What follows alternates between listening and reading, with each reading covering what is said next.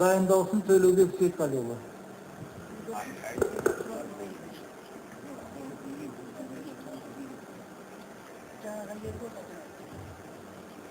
Мен қысқа ғана бір-екі ұсыныс айтамын. Барлығы тілді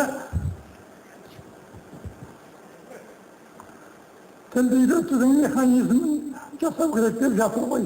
Соған қосымша екі ұсыныс. Бірінші, тілдің қажеттігін дәлелдейтін орта керек. Осындай жиындарда бәріміз жиналып бір-екі орыс келсе, бәріміз орысша сөйлейміз. Ана орыстардың отырғанына қарамау керек, өзінің тілінде сөйлей беруің керек. Кешегі совет тұсында мен мынау көршілес республикалардың көбімен араласқан адаммын. Достарымыз болды, өзімізбен бір мамандықта қызмет істеп жүрген. Сонда мен мына өзбектерге барған уақытта осылардың осы тіліне жанашырлығына қатты қызығушы едім.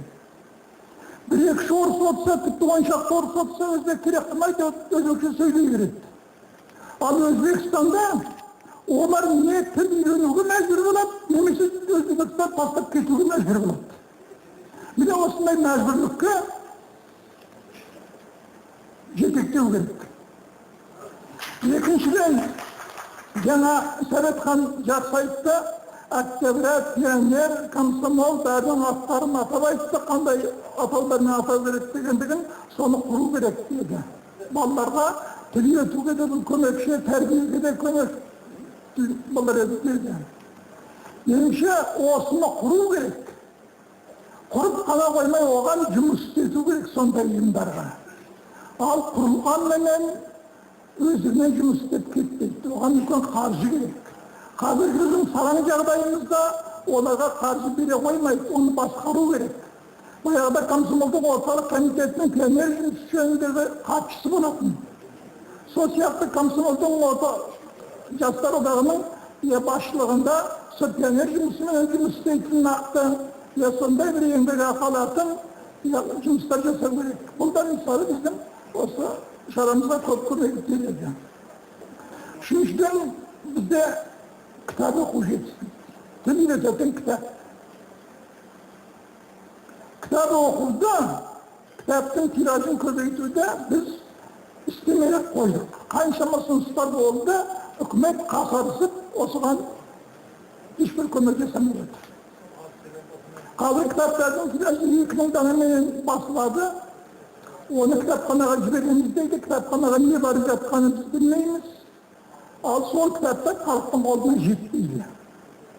Мысалы, мен қызмет істейтін жер әуезов институты 100 томдық халық мұрасының үлгілерін шығарды, фольклорлық. 50 томдық әуезовтың кітабын шығарып жатыр. Соларды ешкім жерден таба алмайды, солар келіп бізге келіп, сол кітапты қайдан аламыз деп сұрап жүреді. Bir кезде күнде топ деген болды. Bir ай деген болды. Ол кітапханаға барлығын жіберіп отыратын.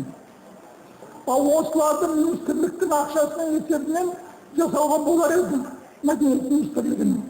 Осыған ешкімнің құлқы жоқ. Ал кітап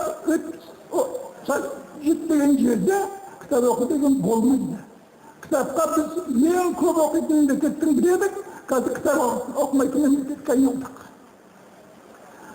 Bir соңғысының бірі, біз үштілділік деген ұранға ден қойып алдық.